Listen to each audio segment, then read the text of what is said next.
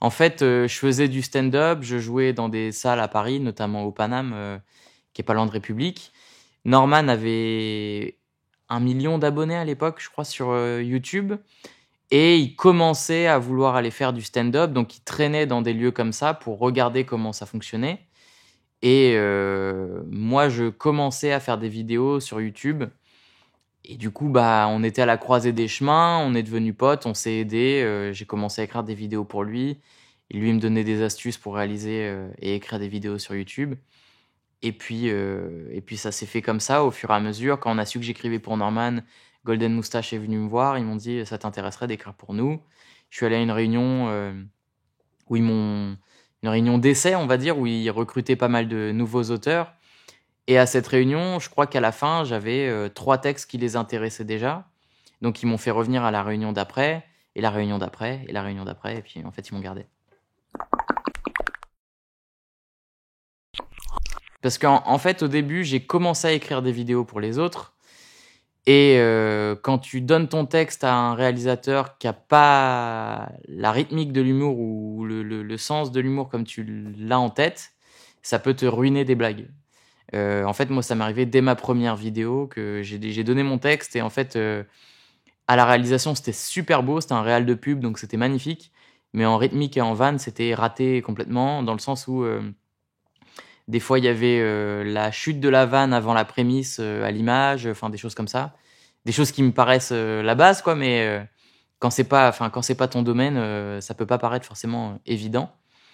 Et donc, comme la moitié des vannes au moins sont tombées à l'eau à cause de ça, je me suis dit plus jamais. Donc maintenant, à partir de ce moment-là, quand j'ai donné un texte, je voulais avoir un regard sur la réalisation.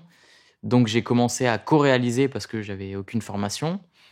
Et donc j'expliquais mes idées, ça devenait une discussion et on va dire que l'autre réalisateur ou réalisatrice était au service technique de ce que je voulais mettre à l'image.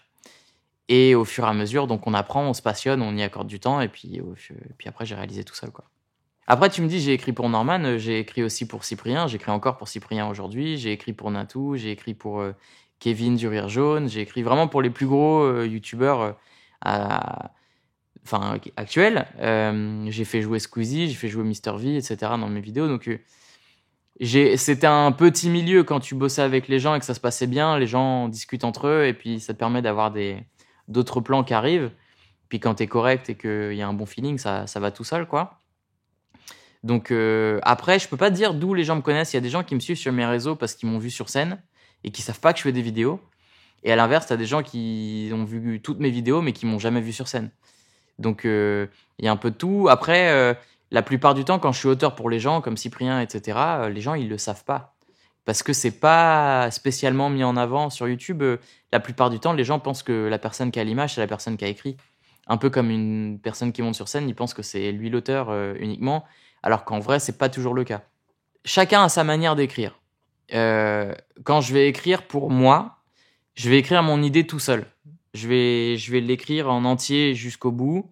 Je vais la présenter à un de mes potes pour avoir un retour. Parce qu'au début, j'écrivais tout seul, mais en vrai, c'est pas une bonne chose d'écrire tout seul. C'est important d'avoir même une personne qui est extérieure au milieu, peu importe, mais il faut avoir une personne d'extérieur qui va lire ton truc, au moins pour dire, j'ai pas compris, tu veux dire quoi là? Ah ok, ça, et tu crois pas que ça... Et juste te poser des questions, même si t'es pas d'accord, etc., ça te permet d'être sûr de ce que tu veux raconter et de pourquoi tu mets tel ou tel élément à cet endroit-là. Parce que quand tu peux le justifier, c'est que c'est bon. Si tu peux pas le justifier, ou si la personne n'a pas compris, c'est que t'as mal fait un truc. Parce que des fois, c'est clair dans ta tête, mais c'est pas clair dans la tête des gens. Donc l'important quand tu veux être artiste, c'est que t'arrives à transmettre ton émotion ou ton idée aux gens. Et si c'est pas clair, tu rates ton message, quoi. Donc quand j'écris pour moi, c'est comme ça. J'écris tout seul et ensuite je fais lire à un pote. Et de plus en plus, sur les dernières vidéos, j'ai même coécrit, après avoir écrit mon idée principale, j'ai coécrit souvent avec mon pote Kaza, qui a écrit pour plein de gens. Il écrivait pour John Rachid à l'époque. Maintenant, il écrit pour plein d'autres projets. Il a écrit pour Frère avec Jérémy Nadeau, etc. Et ouais, donc quand c'est pour moi, ça vient d'abord d'une idée personnelle. Quand c'est pour les autres, je me mets au service de leurs idées. Ça dépend des gens. Quand j'écrivais pour Norman, des fois il arrivait avec des thèmes et moi j'écrivais des blagues pour son thème. Au fur et à mesure, c'est arrivé à ce que j'ai même écrit une vidéo entièrement clé en main pour lui parce que je connaissais exactement ce qu'il voulait. Et, à force d'en écrire, je sais plus, j'en ai écrit une dizaine ou une quinzaine pour lui. La dernière, je crois que je suis arrivé, je lui ai dit j'ai ça comme thème, je lui ai filé. Il a commencé à me faire des retours, puis au final, il s'est rendu compte qu'il n'y avait pas grand-chose à faire et du coup, il a pris la vidéo telle quelle. Mais c'était la dernière fois qu'on a bossé ensemble parce qu'au fur et à mesure, moi, je voulais aller vers d'autres directions et lui avait son idée en tête et du coup, ça servait à rien de forcer pour le coup. C'est sa chaîne, il sait ce qu'il veut. S'il veut pas mes idées, bah, c'est tout simple, je vais pas insister quoi. Pour Golden Moustache, c'était encore différent. C'était des réunions d'écriture, comme je l'ai expliqué au tout début. C'est-à-dire que tu arrives avec une idée. C'était les mercredis, les réunions. On arrive avec une idée, on la pitch, donc ça tient en quelques lignes. S'il y a un écho, si ça parle aux gens, ils vont dire ah ok, il y a un truc à creuser, et du coup pour la réunion d'après, t'arrives avec un truc plus développé. S'il n'y a pas d'écho, si tu te rends compte qu'on n'aura jamais le budget, etc., parce que dès la première réunion, on se rendait compte si on avait les moyens de faire la vidéo, autant gagner du temps et pas se perdre à écrire un truc qu'on ne pourra jamais produire. Donc, s'il y avait un écho, on avançait pour la semaine d'après. S'il n'y en avait pas, bah, on mettait de côté, on gardait notre idée pour une autre chaîne ou pour plus tard, quoi. Et quand on arrivait la semaine d'après, il fallait une V1, c'est-à-dire une version dialoguée. Et là, on distribuait des rôles autour de la table. Tiens, tu peux lire ce perso, tu peux lire ce perso, histoire de donner déjà une couleur à la vidéo. Et autour de la table, donc on commence à jouer un peu. Et là, on se rend compte, en la faisant jouer par les gens, si la rythmique est bonne, s'il y a des phrases qui sont peut-être pas drôles ou pas aussi drôles que pensé. Et en même temps, tu vois s'il y a des vannes qui fonctionnent déjà en les lisant autour de la table. Et puis aussi, tu vois si, en faisant lire, la personne qui lit peut potentiellement être le comédien après dans la vidéo aussi. Ça peut se jouer à ce moment-là. Et voilà, une fois que cette étape-là est validée, donc tu prends les retours que tu as sur cette V1 avec le dialogue, tu reviens la semaine d'après, si il n'y a plus rien à retoucher, la vidéo, elle était validée et c'était les directeurs d'écriture qui choisissaient quelle vidéo partait en tournage chaque mois. Et donc, ça dépendait du budget, ça dépendait des décors, ça dépendait de plein de choses. Comme chez Golden Moustache, on avait de la thune, mais pas énormément. On essayait de mutualiser, c'est-à-dire que si on avait une maison, on essayait d'utiliser la maison pour plusieurs vidéos, histoire de rentabiliser la location. Donc, c'était que des économies d'énergie. Donc, si tu avais plusieurs vidéos qui se passaient dans une maison, on essayait de les tourner dans la même session pour garder un maximum d'oseille pour les comédiens, pour les accessoires, pour tout ça, quoi. Pour la technique surtout. Donc, ouais, quand tu es auteur, tu dois t'adapter avec qui tu travailles. Et quand tu es au service de quelqu'un, quand c'est sa chaîne, tu peux pas imposer les choses. Quand c'est ma chaîne, c'est moi qui dirige. Quand c'est pas la mienne, j'écoute la personne qui connaît sa communauté pour être le plus efficace possible. Puis surtout, t'as pas envie de froisser les gens, quoi. On vient te chercher pour les aider, quoi. Alors, moi, il y a eu la première vidéo que j'ai écrite pour Golden Moustache qui était un peu un stress, dans le sens où les nouveaux auteurs sont arrivés à une période où tout le monde attendait Suricat. Suricat venait de péter sur la chaîne Golden Moustache et il n'y avait pas de date de retour d'annoncer, ce qui fait que toutes les semaines quand on sortait une vidéo, le commentaire numéro 1 c'était quand est-ce que revient Suricat. Et donc on avait l'impression que peu importe ce qu'on proposait, ça plaisait pas aux gens ou ça plairait pas aux gens parce qu'on n'était pas Suricat, quoi. Donc j'avais un peu peur de sortir ma première vidéo sur Golden Moustache, mais je pense que j'avais un thème qui était bien dans l'air du temps et mon style était peut-être pas si loin que ça de Suricat, j'en sais rien, mais en tout cas, quand je l'ai sorti, j'ai eu vraiment beaucoup de très bons retours et on n'a pas tellement parlé de Suricat dedans, alors que les gens m'avaient jamais vu nulle part avant, quoi. J'ai été que auteur et pas à l'image. Donc ouais, anti-spoiler, qui est la première vidéo que j'ai fait sur Golden Moustache, j'étais content du retour, quoi. Ça m'encourageait à en faire d'autres. Après, pour la plupart des travaux que j'ai fait pour les autres, j'avais moins d'enjeux parce que c'était pas mon image. Les gens vont pas voir qui a écrit. Donc Quand j'écrivais toutes les semaines pour le Rire Jaune, avec le show jaune, personne n'est venu me dire ah tiens c'est super ce que tu as fait sur cette chaîne là parce que les gens ne regardent pas et pourtant on était plutôt fiers de ce qu'on faisait et ça faisait beaucoup de vues. Pour les autres, ouais, pour Cyprien, pour Natou, j'aime bien glisser une petite tête quand c'est des vidéos comme ça parce qu'il y a moyen de jouer un petit personnage dans ces vidéos là. Donc parfois j'apparais dans des vannes que j'ai écrits, mais il y a moins d'enjeux pour moi à ce moment-là. Il y a que pour mes vidéos sur ma chaîne où je peux avoir du stress. Et comme c'est des vidéos qui sont dures à financer et compliquées à monter, etc., j'avais pas une régularité j'avais pas de régularité en fait. Donc à chaque sortie, c'était un stress. Et j'ai toujours eu des bons retours, mais je pouvais être parfois surpris positivement ou déçu par le nombre de vues. Parce que quand tu vois le temps que tu passes dessus, parfois tu te dis putain, on fait si peu de vues avec autant de travail, alors qu'un mec qui va bouffer bleu pendant 24 heures, il faisait plus que nous, quoi. Et tu te dis, mais donc c'était. Des fois sur YouTube, j'étais vachement frustré à me poser la question est-ce que je suis sur la bonne plateforme pour proposer ce genre de contenu finalement. Je veux faire des contenus sur YouTube, ça me plaît de. En fait, ce qui me plaît sur YouTube, c'est de pouvoir donner un contenu qualitatif gratuit. Après, ce qui est compliqué, c'est de le faire financer. Si je pouvais faire des films sur YouTube, je les ferais, mais l'économie fonctionne pas. Déjà, rien qu'avec des courts-métrages, ça fonctionne pas bien. Il faut soit une marque, soit il faut une marque, l'aide du CNC, etc. pour monter des courts-métrages. Donc, c'est compliqué. Et les gens l'entendent pas, forcément.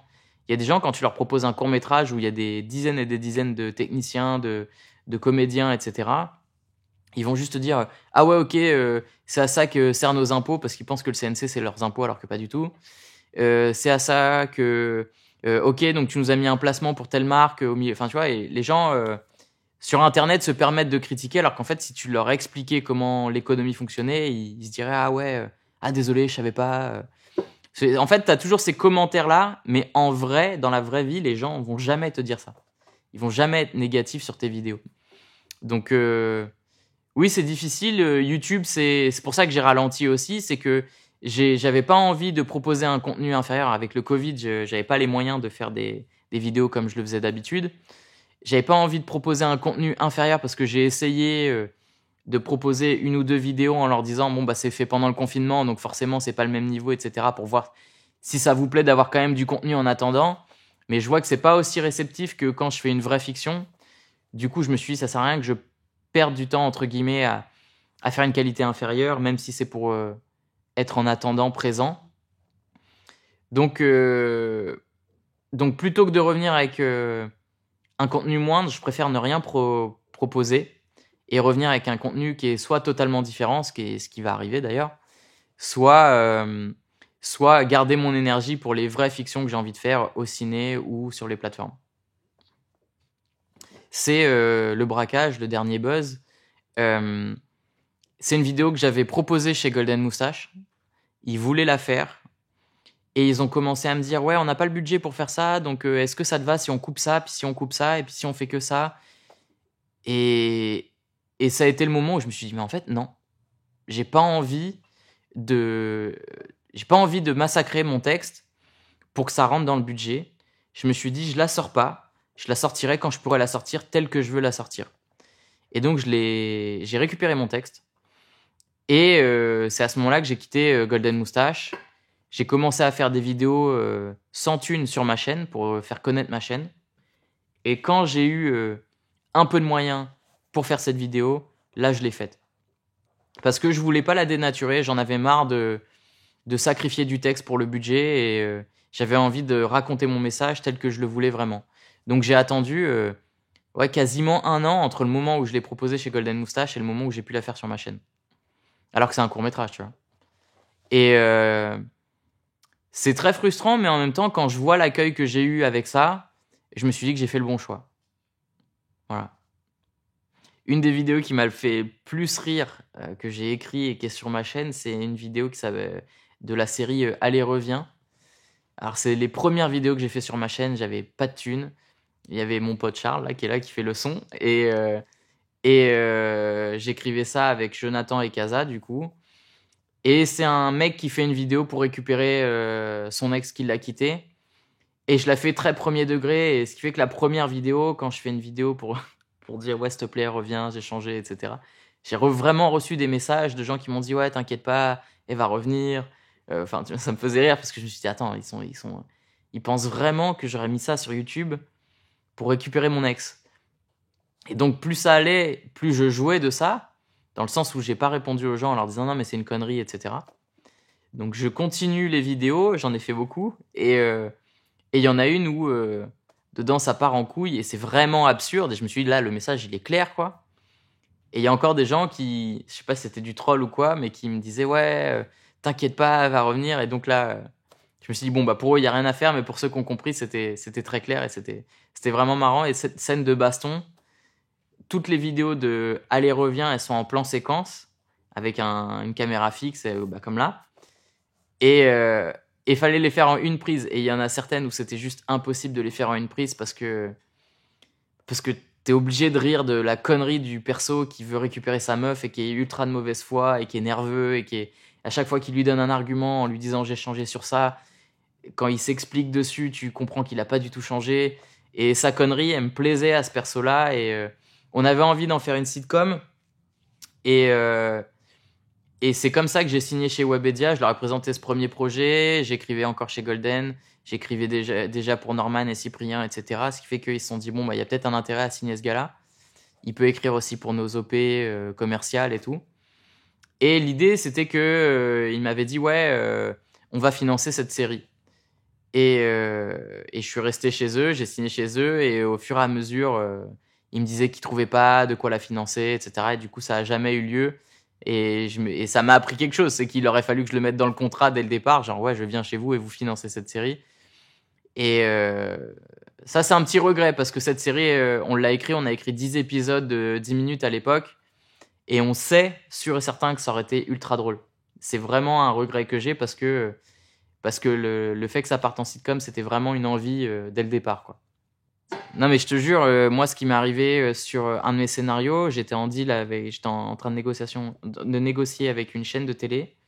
Et moi on était au niveau du scénario, j'avais ma prod, j'avais tout qui était validé. Et eux, donc je leur envoie le scénario et on fait une réunion et ils me disent ouais, il y aura qui au casting? Je dis bah au casting on va en discuter ensemble. Je dis mais est-ce que vous avez déjà des retours sur le scénario? En fait ils me parlaient pas du scénario, ils avaient aucun retour à faire sur le scénario. Mon scénario, il était carré. Mais eux, ils me parlaient que du casting parce que ils veulent plaire aux gens qui ont 60 ans, qui regardent la télé. Et du coup, ils leur font un casting de ouais, Christian Clavier, ce genre de gars, quoi. Alors que moi, je voulais des comédiens qui correspondent au rôle avant d'avoir des comédiens connus. Moi, je m'en fous d'avoir Christian Clavier dans mon film, déjà. La dernière vidéo que j'ai fait sur Golden Moustache, c'était encore une histoire de braquage. C'était covoiturage. Ça a été la bataille pour faire cette vidéo. C'est pour ça que après, quand j'ai eu l'idée du braquage, je suis parti parce que ça a été à la fois bien et compliqué de la monter cette vidéo. Dans le sens où c'est la première vidéo où il y avait une journée et demie de tournage, non 2 jours de tournage, et ça avait jamais été fait, en tout cas pour moi, sur Golden Moustache. Donc ça représentait un budget un peu plus conséquent.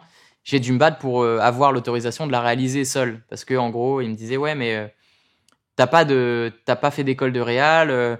Là, il y a un budget qui est plus conséquent, on veut minimiser les risques, etc.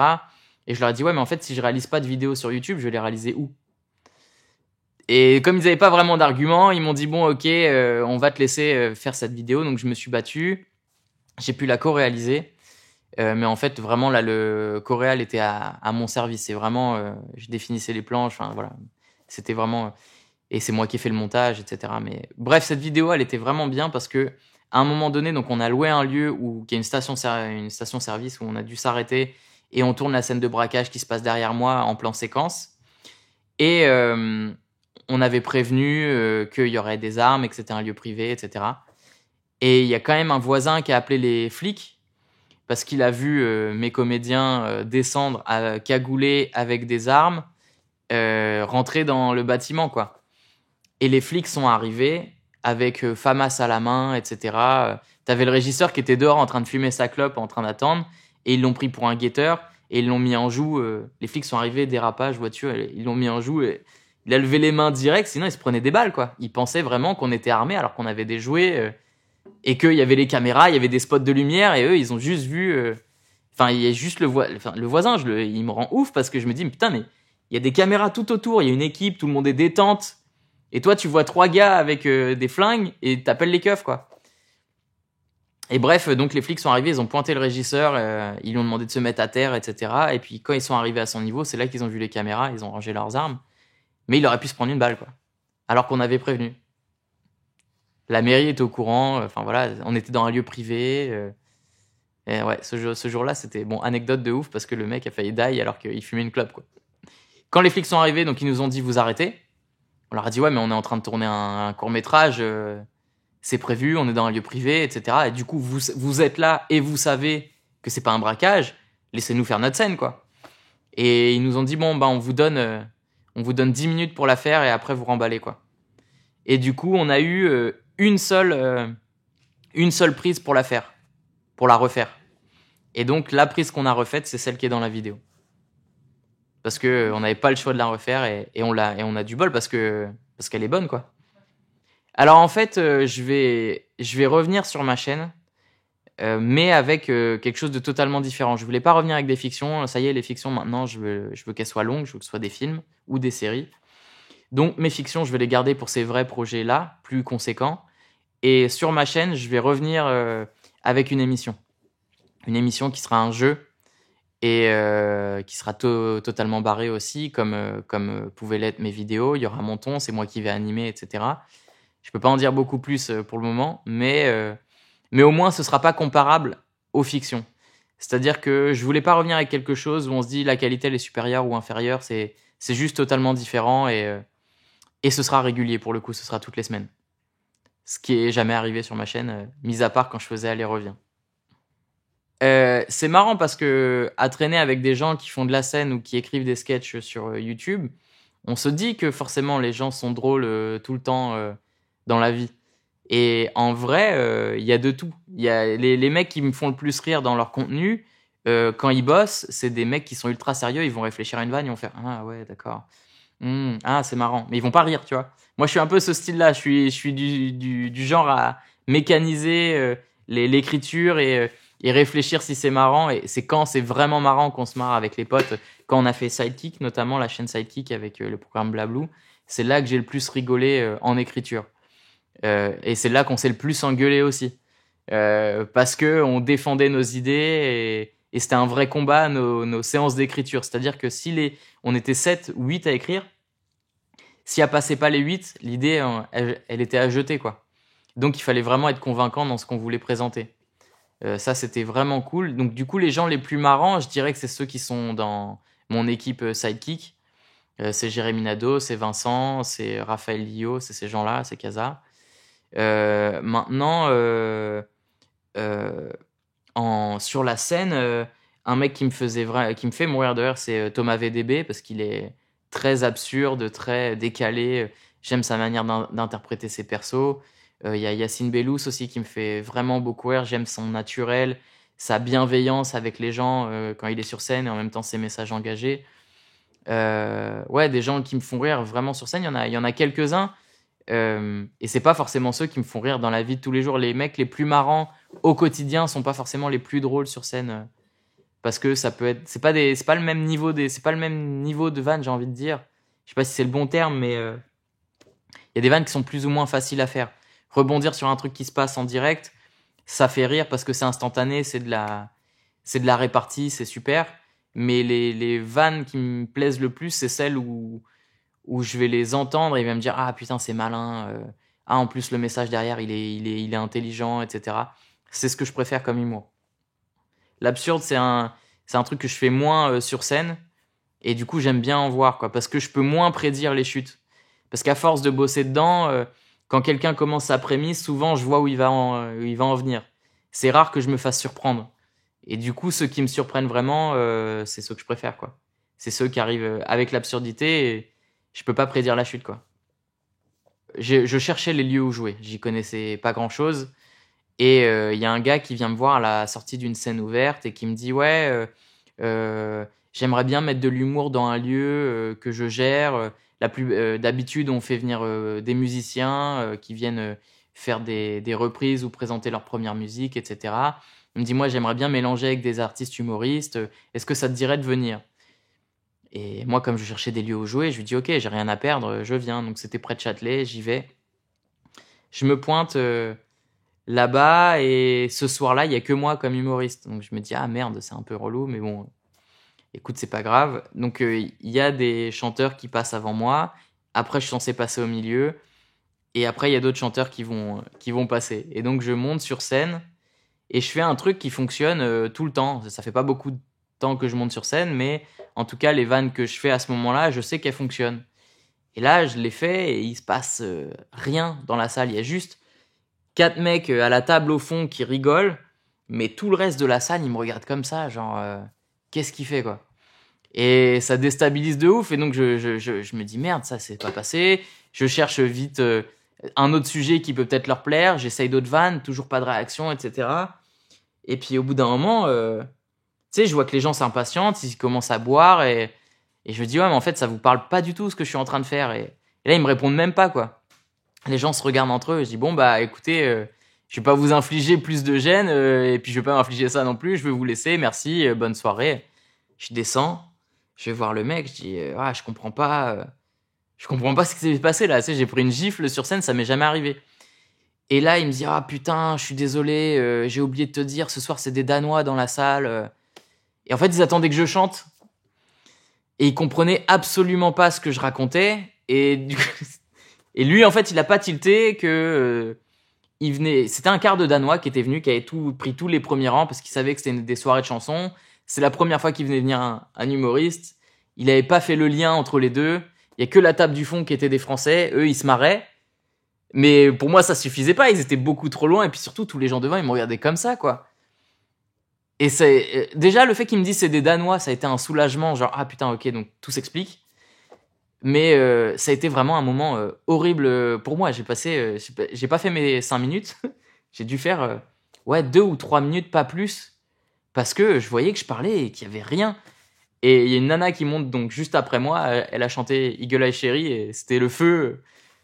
Et je me suis dit mais putain, mais il aurait suffi que je chante et ça y est, c'était la folie. Moi j'essayais de faire des vannes et les gens comprenaient absolument pas ce que je faisais, quoi. Ça c'était une bonne anecdote bien pourrie à vivre.